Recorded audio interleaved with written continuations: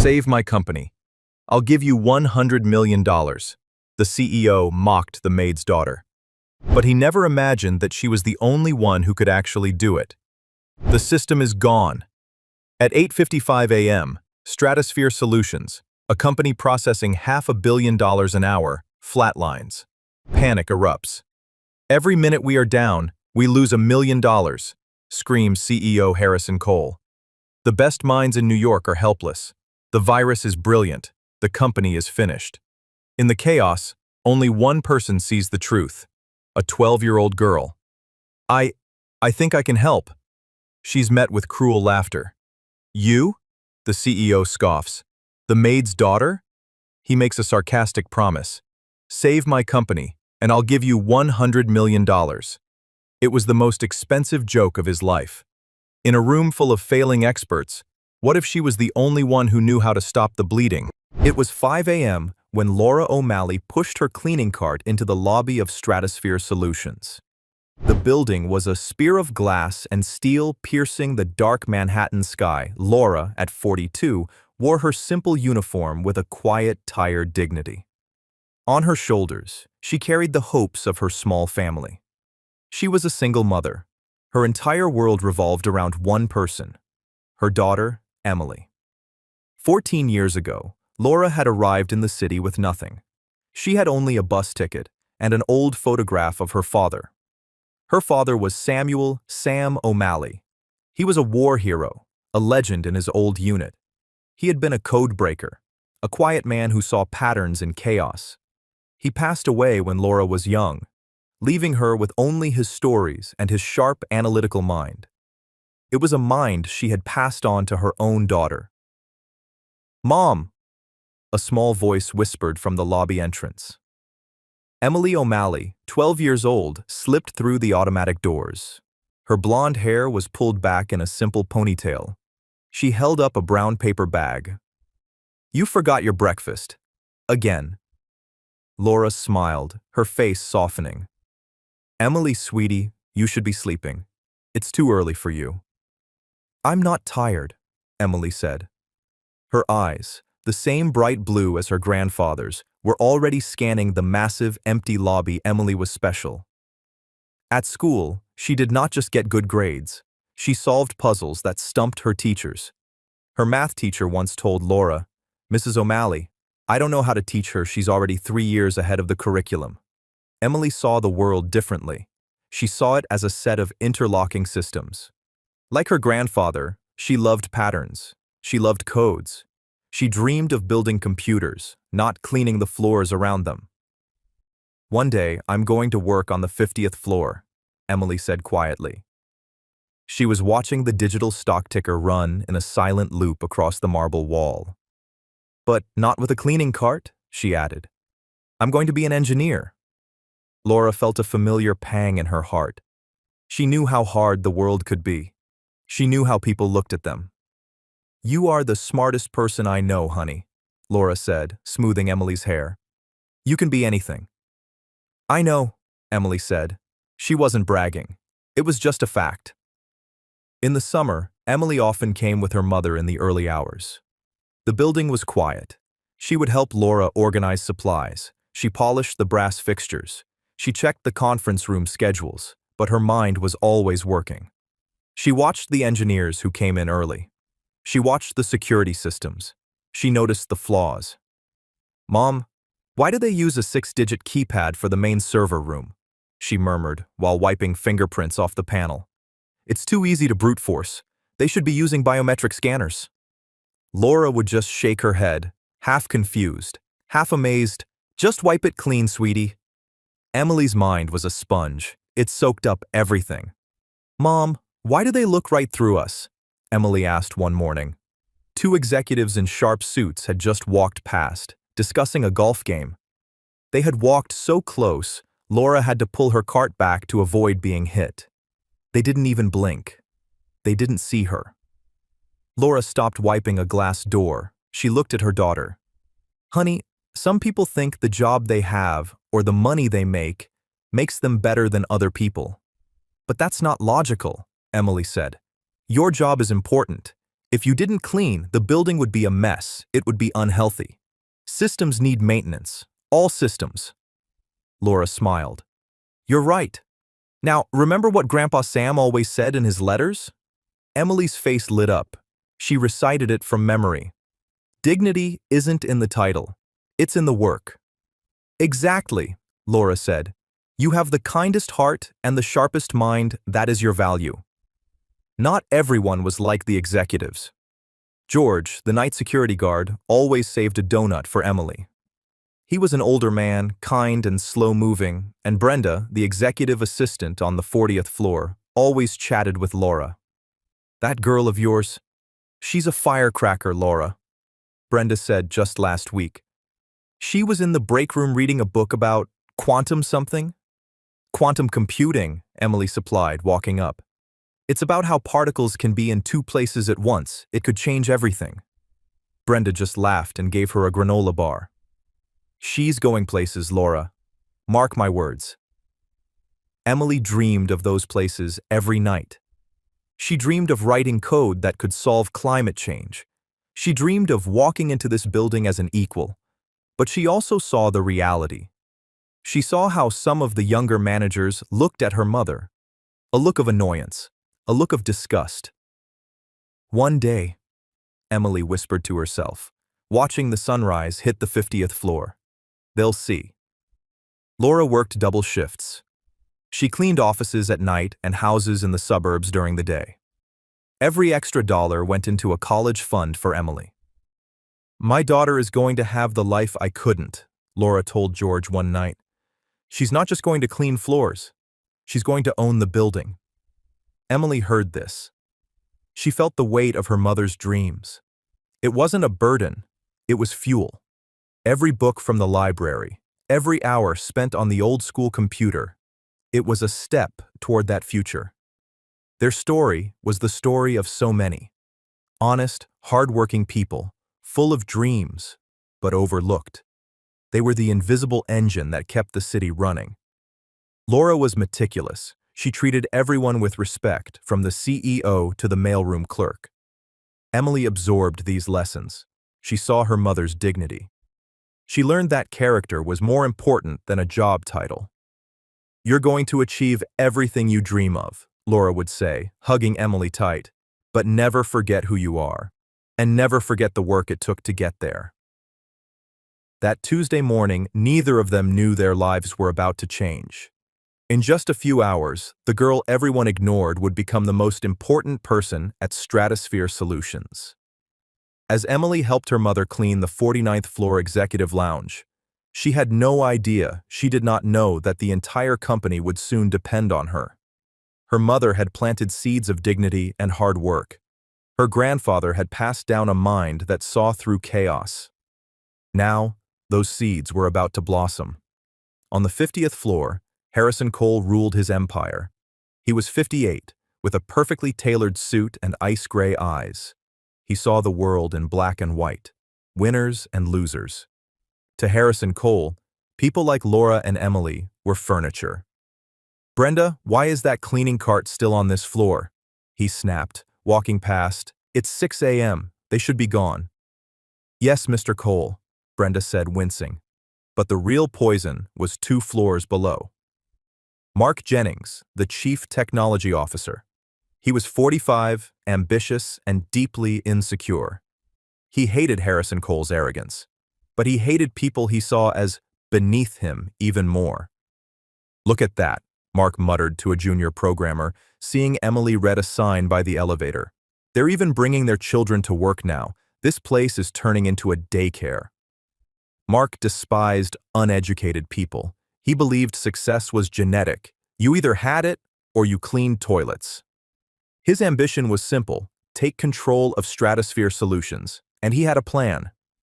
Over the last month, Mark had used his high-level access to build a digital time bomb, a worm, a devastating virus that would lock down the entire company.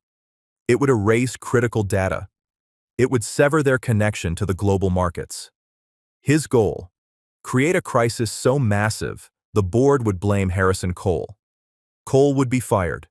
And Mark Jennings, the man who tried to fix it, would be the hero he would take over. "Today's the day," Mark whispered, sitting at his desk at 8:55 a.m. He checked his watch. The market was about to open, time to teach the old man a lesson. With a single keystroke, Mark activated the worm. It was silent for about 3 seconds. Then, the entire building went dark. The giant ticker in the lobby froze. The computers on 50 floors went black. The phones died. A terrible, heavy silence fell over the offices. Then the screaming started. "My screen is dead. The system is gone. It's all gone. I can't get a dial tone." Stratosphere Solutions, a company that processed $500 million an hour, was blind, deaf, and dumb. It was as if someone had pulled the plug on the entire building. Harrison Cole burst out of his office, his face purple with rage and panic. "What is happening? Why is everything off?" Mark Jennings ran up, putting on a perfect performance of surprise and concern. "Harrison, we have a catastrophic failure. The core system is down. I've never seen anything like this." "A failure?" Cole roared. "We are processing the Apex merger. That's a $300 million deal. Every minute we are down, we lose $1 million. Fix it. Fix it now."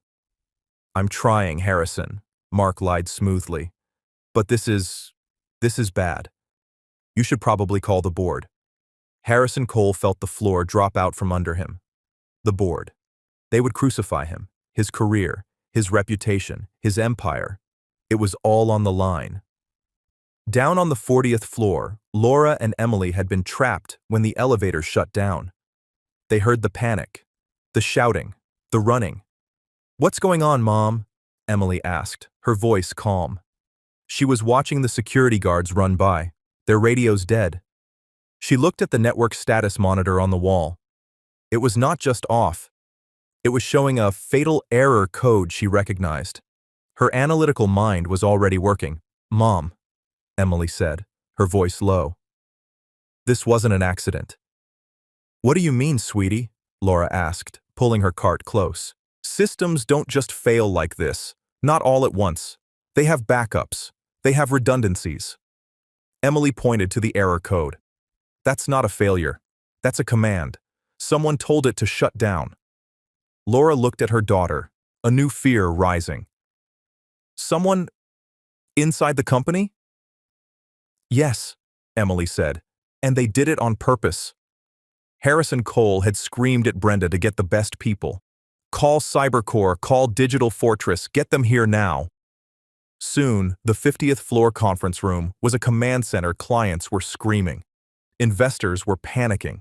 The stock was already in freefall. Mark Jennings moved through the room, helping. He was secretly sabotaging every effort.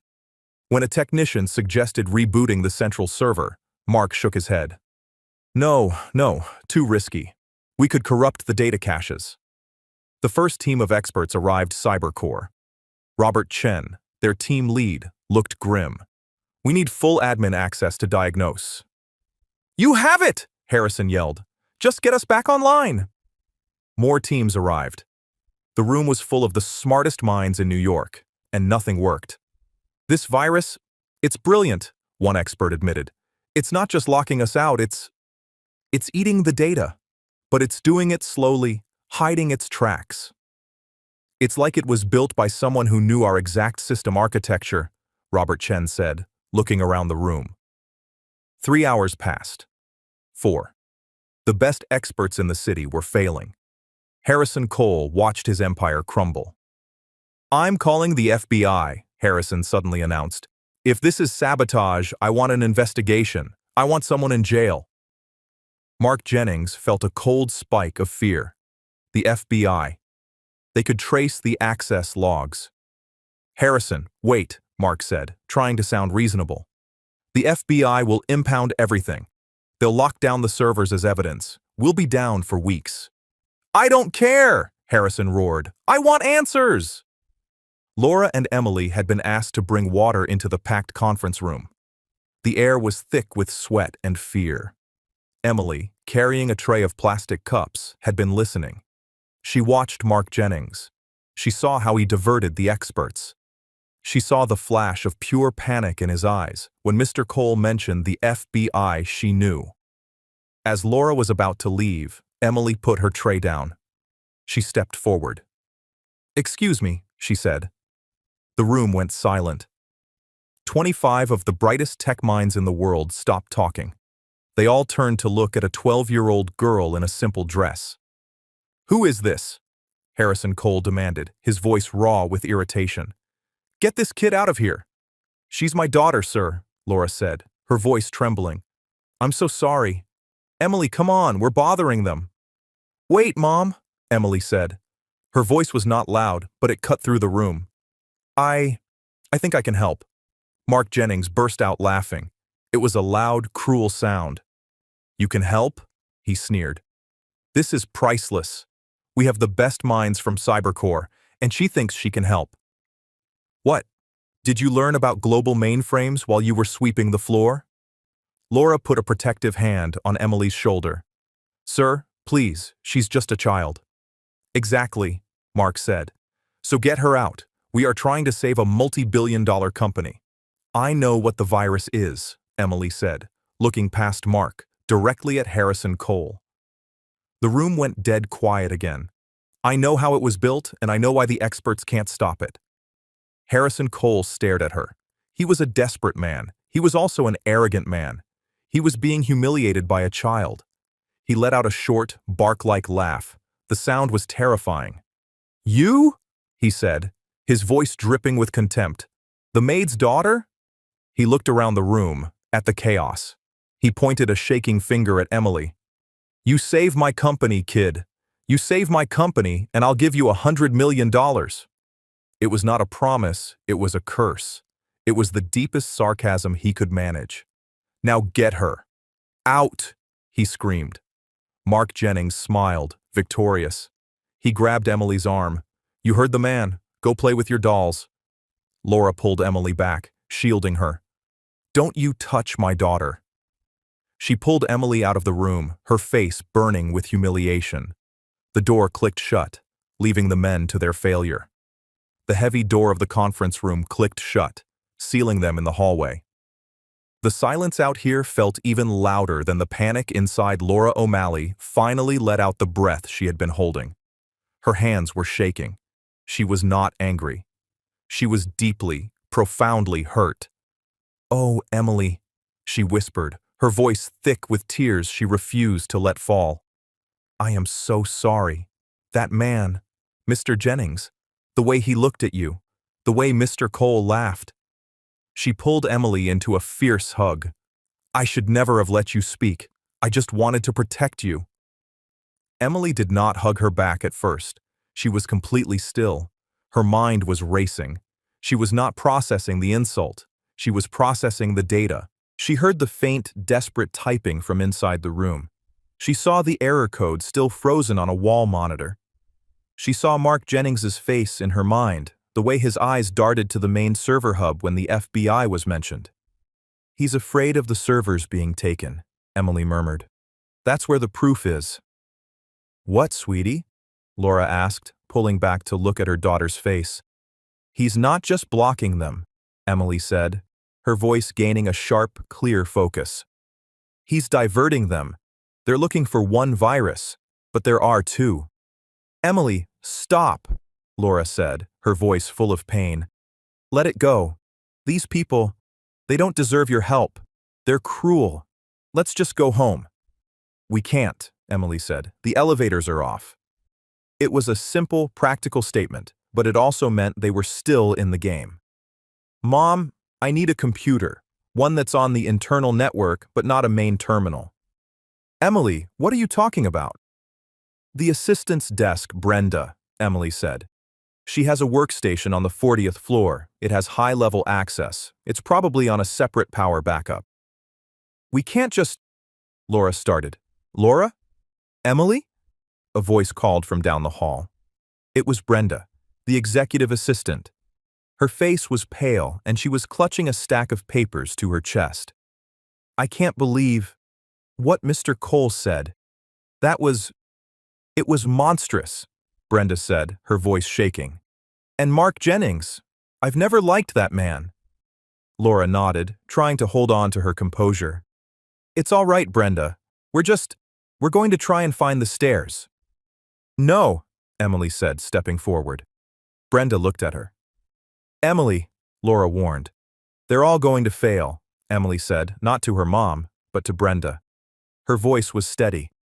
They are wasting time. Mr. Cole is losing millions and the man who did this is in that room, watching them. Brenda's eyes went wide. What are you saying? I'm saying I know who it is. And I know how he did it, Emily said. Brenda looked like she had seen a ghost. Who? Mr. Jennings, Emily said simply. Brenda gasped. Mark? No, he's been trying so hard. He's been pretending, Emily said. He's feeding them bad information. He built a trap, and every time the experts run a diagnostic, they trigger the trap. I don't understand, Brenda said. Emily took a breath. She had to make this simple, clear, plain language. Imagine the system as a house, Emily began. Mr. Jennings built a worm. That worm went in and locked all the doors and windows. That's what shut the building down. All the experts are trying to pick the locks. She paused, making sure Brenda was following. Brenda nodded. But Mr. Jennings also built a spider, Emily continued. The spider is inside the house. It's small and it's hiding. Its job is to burn all the furniture. It's destroying the data, the real data, the client accounts, the merger files. Oh my, Brenda whispered. Here is the problem, Emily said, her voice urgent. The spider is connected to the alarm. Every time the experts try to pick a lock, they set off the alarm. And every time the alarm goes off, the spider burns the house faster. Brenda's face turned from pale to gray. They're making it worse? Yes, they think it's just one virus. It's two. They are working against each other on purpose. It's designed to be confusing. It's designed to make the data unrecoverable. Emily looked at Brenda. They will never find it. In one more hour, there will be nothing left to save. Brenda's mind was reeling. A 12-year-old girl was explaining this, but it made a terrible kind of sense. The panic, the failure, the way Mark Jennings kept telling everyone to be careful. Why did he do it? Brenda asked. He wants Mr. Cole to fail. He wants to be in charge, Emily said. But he can't let the FBI see what he did. So he has to destroy the evidence. That's the spider. He's destroying the proof of his own crime. I have to tell them, Brenda said. They won't listen to you, Emily said. Mr. Jennings will say you are a hysterical woman. Mr. Cole will fire you. Brenda knew Emily was right. So what do we do? Brenda asked. She was no longer talking to a child. She was talking to a general. I need your computer, Emily said. The one on your desk, on the 40th floor. The stairs. It would take 20 minutes to get down there, Brenda said. No, Emily said. The service elevator. The one we use for the carts. It runs on a different circuit. Laura's heart was pounding. Emily, this is too much. You're a child. We could go to jail. Mom, Emily said, turning to her. Her blue eyes were sharp and clear, just like her grandfather's. Remember what Grandpa Sam said? Laura paused. Dignity isn't in the title. It's in the work, Emily said. My work is this. I know how to fix this. She looked back at Brenda. Are you going to help me, or are we going to let him win? Brenda looked at the door to the conference room. She thought of all the years Mr. Cole had paid her well, but treated her like a servant. She thought of Mark Jennings, who always made slimy, inappropriate comments. And she looked at this brilliant, brave little girl. Come with me, Brenda said. The three of them, the assistant, the maid, and the child, ran to the service elevator. It hummed to life. Mr. Jennings shut down the main power, Brenda said, confused. How is this working? He didn't shut down everything, Emily said, as the doors closed. He's not stupid. He needed an escape route for the virus to phone home. A way to get data out. He left a few maintenance systems online, like this elevator. They rode down in silence. The 40th floor was chaos. People were in the hallways, on their cell phones, shouting. No one noticed them. Brenda unlocked her terminal. The screen flickered on. It was slow, but it was connected. Okay, Brenda said, her hands shaking. What do I do? You don't do anything, Emily said. I do. Emily sat down in the expensive leather chair. It was too big for her. Her feet dangled, not touching the floor.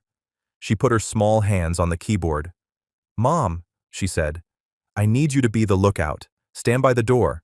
If you see Mr. Jennings or anyone from security, you yell. Laura O'Malley, who had spent her life cleaning floors, stood guard at the entrance to the executive suite. She had never been more terrified or more proud. Okay, Emily said to herself. Let's see what you built, Mr. Jennings. Her fingers flew. She wasn't trying to break in. She was already in. She was using Brenda's high-level credentials. She didn't go to the main server. That was the trap. She went to the building's internal maintenance logs, the HVAC system, the security cameras, the elevators. Got you, she whispered. She found it a tiny, hidden program. It was disguised as a software update for the thermostats. It was the spider. It was running on a loop, communicating with the main server. And she was right. Every time a new diagnostic was run, the spider activated, grabbing a new block of data and corrupting it. He's not just deleting it, Emily murmured, horrified. He's overwriting it with garbage, old stock tickers, random code. It's pure vandalism. Emily, can you stop it? Brenda asked, chewing her fingernails. Stop it? No, Emily said. If I stop it, he'll know. The program will alert him. So, what then? A trap for a trap, Emily said. If the spider is looking for the alarm, I'll give it one. I'm going to create a sandbox, a fake server, a copy of the house, but with no furniture. Emily's hands moved with a speed that Brenda could barely follow. She was writing code, lines and lines of it. I'm going to redirect the spider, Emily said. I'm going to tell it that the experts have broken in. I'm going to send it to the sandbox to burn the fake data. It will be so busy trying to destroy my fake files. It won't be able to touch the real ones. It was a brilliant plan. It was the plan of a master strategist. Okay, Emily said, her finger hovering over the enter key. I'm in. The spider is contained. It's trapped in my loop. You did it! Brenda cheered. No, Emily said. That's just step one. I've stopped the bleeding. Now, we have to catch the worm. Back on the 50th floor, the mood had gone from panic to despair. Robert Chen, the head expert from CyberCore, threw his hands up. It's no use, Harrison, he said, slumping into a chair. We've lost. Every time we get close, the data corrupts. It's like it knows we're here. We've lost 6 more data clusters in the last 10 minutes. Mark Jennings was standing by the window, a small, satisfied smirk on his face. It was almost over. Harrison Cole stuttered. He was a broken man. My company. We're looking at total liquidation, his chief financial officer said, his head in his hands. We're done. At that exact moment, Robert Chen's laptop beeped. A single, sharp beep. He looked at his screen. His eyes widened. Wait, Chen said, that's impossible. What? Harrison Cole asked, a tiny, sick flicker of hope. The data corruption, Chen said, typing furiously. It just stopped, right in the middle of a cycle. It's been redirected. Mark Jennings's smirk vanished. His blood ran cold. Redirected? That wasn't part of the plan. What do you mean redirected? Mark snapped, walking over. That's not possible. It's not just possible, it's happening, Chen said, his fingers flying. Someone else is in the system, right now. They've created a parallel data loop, a sandbox, a perfect, beautiful sandbox. Chen looked up from his screen, his face alive with a new, frantic energy. He was no longer a defeated man. He was an artist who had just seen a masterpiece. "Who is doing this?" Chen demanded. "Which one of your teams is this? This is genius." All the other experts shook their heads. "Not me. It's not our work." Mark Jennings started to sweat. "It's probably just a system echo." "That was not an echo," Chen roared. "That was a deliberate, surgical move." He looked around the room, his eyes wild. "Where is she?" "Who?" Harrison Cole asked. "The girl!" Chen shouted. "The maid's daughter, the one who was talking about two viruses, a worm and a spider." Harrison Cole's jaw went slack. "She said, they're triggering it." "She knew," Chen said. "She was right. I thought she was just a kid, but she knew."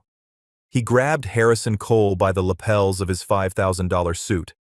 "Where is that girl?" Chen yelled. "Get her! Get her right now! She is the only person on this planet who knows what is happening." Harrison Cole was stunned. He looked at Mark Jennings. Mark was pale. "Harrison, this is ridiculous. It's a coincidence. You can't seriously—" "Brenda!" Harrison Cole roared into the hallway. "Brenda, find that maid. Find her daughter. I don't care what you have to do. Get them up here." A moment later, Brenda's voice came over the intercom on Cole's desk. They're already here, sir." The door to the conference room opened. Brenda walked in first, then Laura, and then Emily.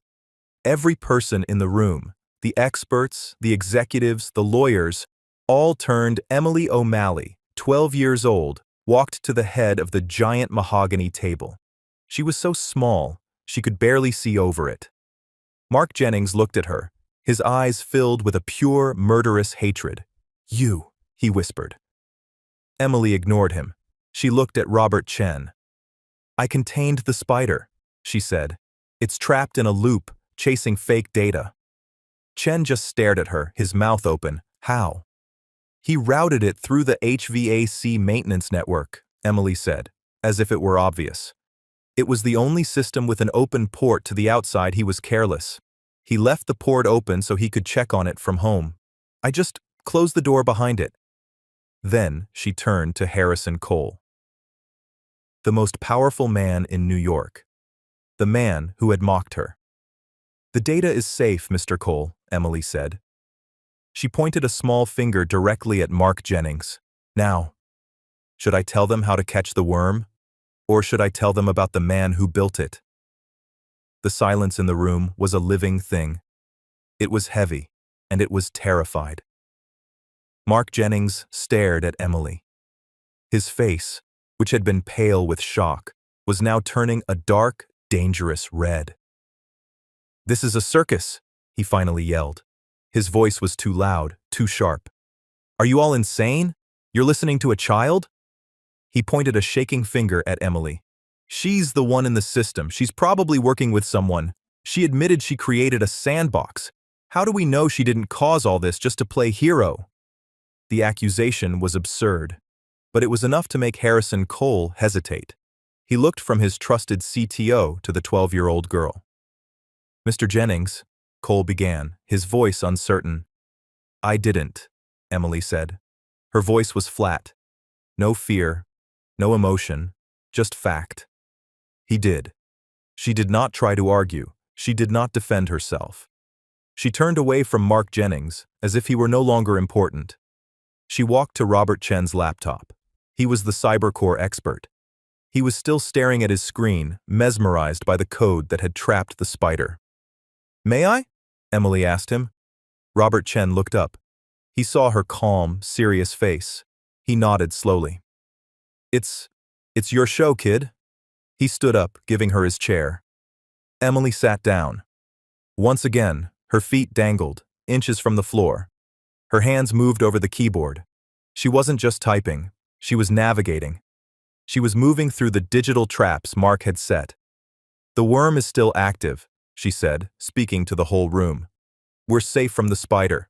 The data is not being erased. But the worm is the main lock. It's what keeps the system offline. And Mr. Jennings, he built it with a logic bomb." A what? Harrison Cole snapped. A dead man's switch, Robert Chen translated, his eyes glued to the screen, watching what Emily was doing. A failsafe. If we try to delete the worm, the bomb goes off.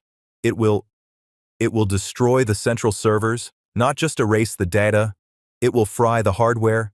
It will be the end of the company. Mark Jennings allowed himself a small, cruel smile. He said nothing. He had them. That's standard failsafe protocol, Mark finally said, his voice smug.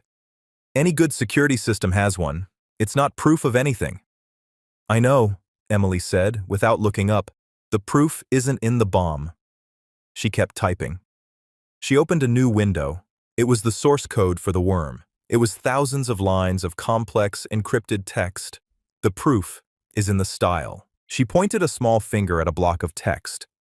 He was clever. He used a Visionaire cipher to hide his command strings. It's an old military-grade encryption method. She finally looked up. She looked at Mark Jennings. My great-grandfather was a codebreaker, she said, her voice quiet. He was a war veteran, a legend. He taught my mother how to see patterns, and she taught me. To you, this is just random text. To me, it's a signature. It's like your handwriting. Mark's face was white. He knew what a Visionaire cipher was. He never imagined anyone, least of all her, would recognize it. She's lying. This is fantasy, Mark shouted. Emily ignored him. She looked at the keyboard. A cipher needs a key. Most programmers use a random string of numbers. They're hard to guess, but angry, arrogant people, they use something personal. Her fingers moved to the keyboard. She's bluffing, Mark yelled. Get her away from that computer. Emily typed 4 letters, M-A-R-K. She hit the Enter key. The screen flickered.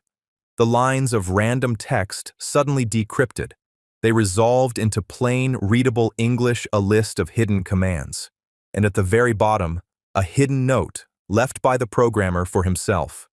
Brenda, the assistant, read it aloud, her voice a shaking whisper. MJ. Oh my. Mark Jennings. A terrible, animal-like sound came from Mark's throat. It was over. You little... he screamed. He lunged, not at Emily. He lunged for the laptop. He was going to smash it. He was going to destroy the proof, but he never made it. George, the night security guard, had been standing by the door. He was the one who saved donuts for Emily. He had been called up to the 50th floor to keep the panicking employees out. When Mark Jennings lunged, George's old training kicked in. He didn't move fast. He just moved. He stepped into Mark's path. Mark, a man who sat at a desk all day, ran full speed into George's solid chest. Hold on, Mr. Jennings, George said, his voice calm. He put one large, firm hand on Mark's suit jacket. You don't want to do that. Mark scrambled, trying to push past, Get your hands off me! I am the CTO! Not anymore, Harrison Cole said. His voice was like ice. The rage, the panic, the fear. It was all gone. It had been replaced by a cold, quiet fury. Mark Jennings froze. He looked at Cole. Mark, is this true? Cole asked. It was a formality. They all knew the answer. Mark's composure, his arrogance, his entire life just shattered. It broke apart, right there in the conference room. His body slumped. The fight was gone. He deserved it, Mark whispered, his voice cracking. The old fool. I gave him 20 years of my life, 20 years. I built this place, and he gave the Apex merger to Johnson. He was passing me over. He looked around the room, his eyes wild and pleading. I built it all. It was my work, and he was just going to throw me away. I just wanted to show them. I wanted to show them all that he couldn't survive without me. The confession hung in the air. It was pathetic. It was small. Harrison Cole just stared at him. He didn't yell. He didn't scream. He just nodded once. George, he said, his voice perfectly even, get him out of my sight. What? What are you? Mark stammered. Call the New York Police Department, Harrison said to Brenda. Tell them my chief technology officer has just committed corporate sabotage, grand larceny, and, I don't know, 20 other felonies. I want him in jail. Tonight. George grabbed Mark by the arm. This time, it was not a gentle hold. No! Wait, Harrison, please! Mark begged. Get him out, Cole repeated. George began to pull the weeping, struggling man out of the room. As he passed Laura O'Malley, who was standing by the door, Mark looked at her. You, he spat. This is your fault.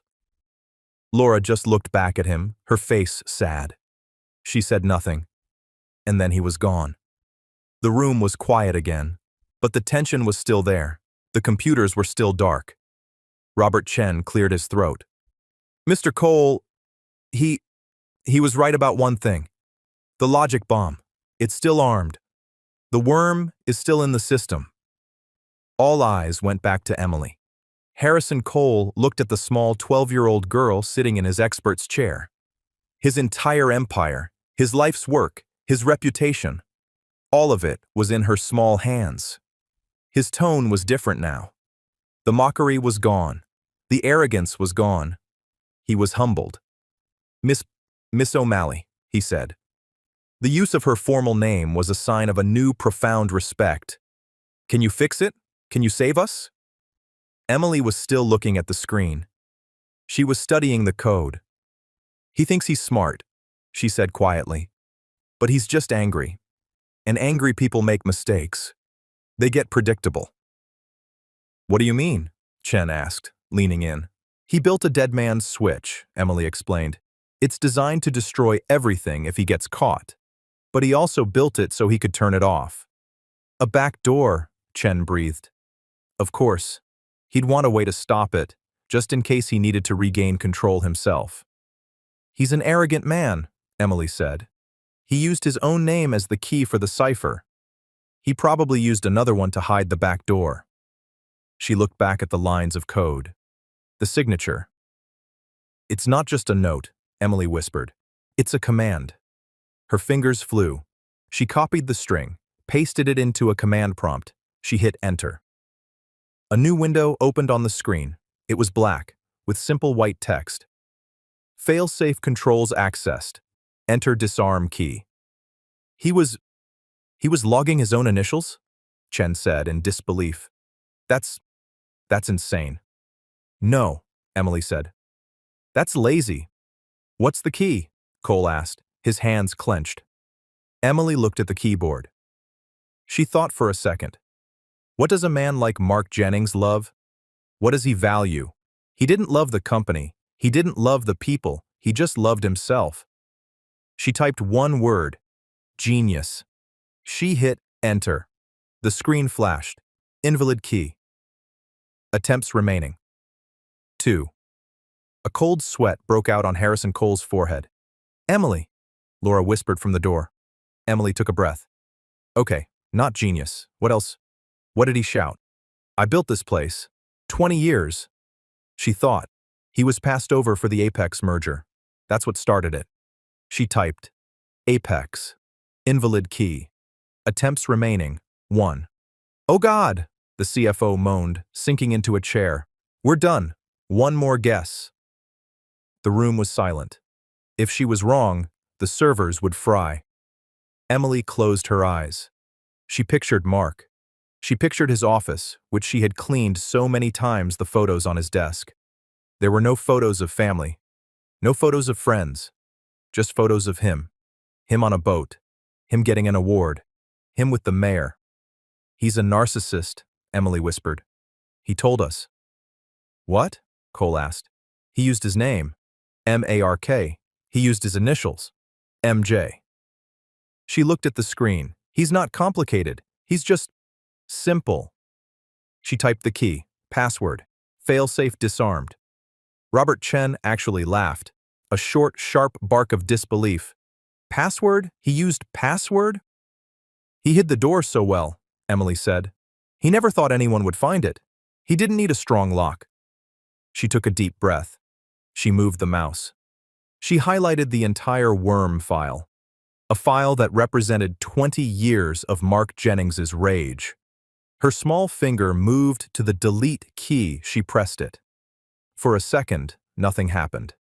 Then a small ding sound echoed from the laptop. The file was gone. On the wall, the giant stock ticker, frozen for 6 agonizing hours, flickered, and then it came to life. The numbers started to move. The stock, which had flatlined, was suddenly trading again. In the corner, the digital clocks on the wall, which had been stuck at 8:55 a.m., all flashed. They reset. 3:02 p.m. The phones in the room, all of them, began to ring at the exact same time. The sound was deafening. It was over. Robert Chen, the top expert in New York, slumped into his chair. He put his head in his hands. "My God," he muttered. "My God." Laura O'Malley was crying, her hand over her mouth. She was just looking at her daughter, her amazing, impossible daughter. Harrison Cole stood by the window. He was watching the ticker, his company, his life. It was back. He turned. He looked at Emily. He looked at her, truly saw her, for the very first time. Not as a maid's daughter, not as a child, but as the person who had just in one afternoon saved his entire world. He opened his mouth. He closed it. He was a man of words, but he had none. Then, his face flushed. He remembered. He remembered his awful, sarcastic, cruel promise, the $100 million, he stammered. Emily, who had been quietly logging out of Robert's computer, looked up. "Mr. Cole, it was a joke," he said, his voice pleading. "A terrible, terrible joke. I was a fool. Emily was quiet. She just looked at him with those clear, intelligent eyes, the eyes of her grandfather. "I know," she said. But a promise is a promise," Cole said, his mind racing. "The board, I'll have to. I can't." Emily shook her head. "I don't want your money, Mr. Cole." The entire room stared. I don't understand," Cole said. Emily stood up from the chair. She walked over to her mother, who was still by the door, holding her cleaning cart. Emily put her hand on the cart's handle. "You mocked my mother," she said. Her voice was not angry. It was just true. "You laughed at me. You told Mr. Jennings to throw me out. You and men like him have been laughing at people like us for a long time." Cole flinched. It was the truth. "I don't want a reward, Mr. Cole," Emily said. "I don't want a prize for doing the right thing. My mother taught me better than that." She looked him right in the eye. "I want a job." Harrison Cole was stunned. "A job? You're 12. "I know," Emily said. "I'm not asking for a job for myself. Not today." Robert Chen, the cybercore expert, let out a short laugh. He looked at Harrison Cole. "Harrison, are you blind? A job is an insult." "This young woman," he said, putting a clear emphasis on the word woman, "just did what my best 20 people could not. She saved you." Chen turned to Emily, his face filled with genuine awe. "Miss O'Malley, when you are 18, you do not need to ask him for a job. You call me. I won't give you a job. I'll make you a partner." Emily gave him a small, respectful smile. "Thank you, sir. But I want to build things, not just fix them when they're broken." She turned her gaze back to Harrison Cole. The power in the room had shifted. It was no longer in the hands of the man in the corner office. It was in the hands of the maid's daughter. "I want a scholarship," Emily said, her voice clear. "The best education. I want you to fund my college. All of it. MIT, Stanford. Wherever I choose to go. I will get the grades. You will pay the bills." "Yes," Cole said immediately. "Of course, anything." "And I want a job for my mother," Emily continued. Laura O'Malley, who had been watching her daughter with tears in her eyes, gasped. "Emily, no, sweetie. This isn't for us." "Yes, it is, Mom," Emily said, her voice softening. "She has the sharpest eyes in this building. She's not just a maid. She's a manager. She's been doing it for free for 10 years. Emily looked at Brenda, the assistant, who nodded in vigorous agreement. "Brenda," Cole said, his voice firm. He was making a decision. Effective immediately, Laura O'Malley is the new head of building logistics and operations at double her current salary. Laura covered her mouth, a sob of shock and gratitude escaping. And an internship, Cole said, looking back at Emily. A paid internship, for you. Every summer. You won't be in the mailroom. You'll be in my research and development department. He looked around. Is that enough? No, Emily said. The room, which had been relaxing, tensed up again. What? Cole asked, confused. I still want the $100 million, Emily said. Cole's face went pale. But, you said, I thought, I don't want it for me, Emily said. I want you to create a fund, a new one. The O'Malley Fund for Education. She pointed to the doorway, where her mother's cleaning cart still stood. It will be for the children of every janitor, cook, security guard, and mailroom clerk in this company. The people you look through every day. They work just as hard as you. Their children are just as smart as yours. Now, they will have the same chance. This was the final stroke. Harrison Cole was not just humbled. He was not just defeated. He was being rebuilt. He saw his entire life. The arrogance, the casual cruelty, the people he had stepped on. He was not looking at a 12-year-old girl. He was looking at a person of immense, terrifying character. I will, Cole said. His voice was thick. It's the first thing I will do tomorrow. He walked, not like a CEO, but like an old man. He stood in front of Emily. He offered his hand. Miss O'Malley, he said, you are the most impressive person I have ever met. Emily shook his hand, her small hand in his. My mother's father was Samuel O'Malley, Emily said, her voice quiet. He was a war hero, a code breaker. He always said, dignity isn't in the title, it's in the work. You have a lot of work to do, Mr. Cole. At the name, Harrison Cole's head snapped up. His eyes went wide. A strange, new light came into them. Samuel O'Malley? He whispered. From the army? Silent Sam? It was Laura's turn to be shocked. She stepped forward. You knew my father? Harrison Cole looked at Laura, then at Emily. He looked as if he had seen a ghost. Knew him, he said, his voice cracking. My God, when I started this company, I was a kid. I was 25, I had nothing. I was rejected by every bank. He pointed out the window. I was in a small office, about to lose it all. I went to one last bank, a small local branch. The loan officer, he took a risk on me. A man who saw patterns, a man who saw something in me.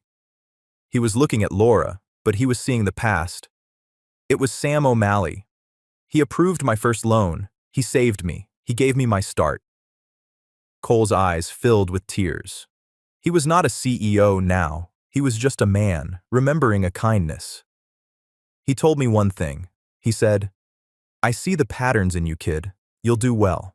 Just don't forget the people who open the doors for you.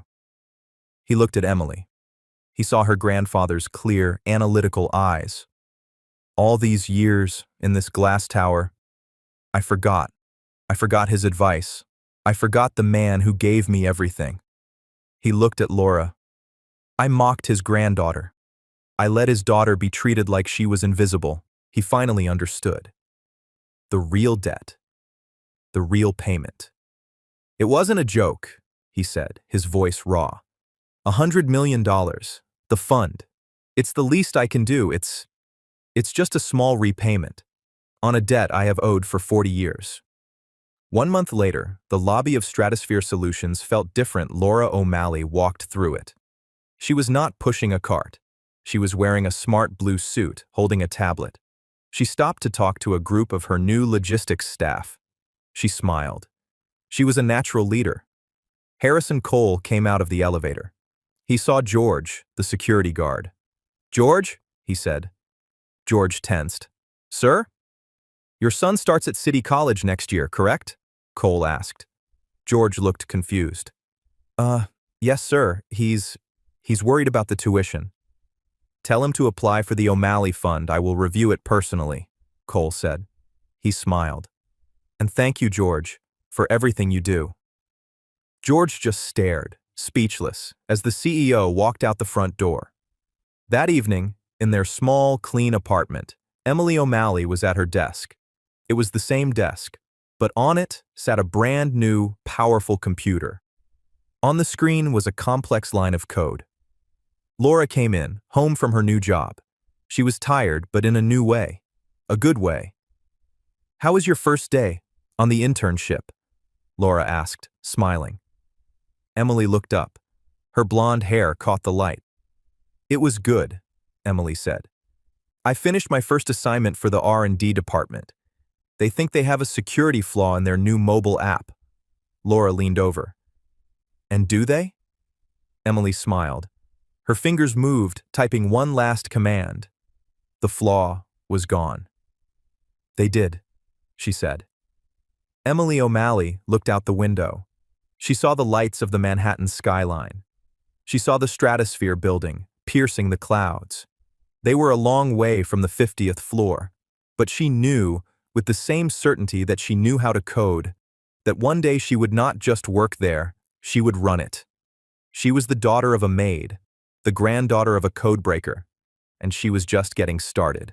And that's where we'll end Emily's story for now. A story proving that true character is more important than any job title. I hope this gave you a chance to step out of your everyday routine and just enjoy the moment. I'd love to know what you were doing while listening. Were you on a walk, tidying up your own space, or just winding down for the night? Let me know in the comments below. I genuinely read all of them. And if you want to make sure we cross paths again for another story, hitting like and subscribing is the best way to do it.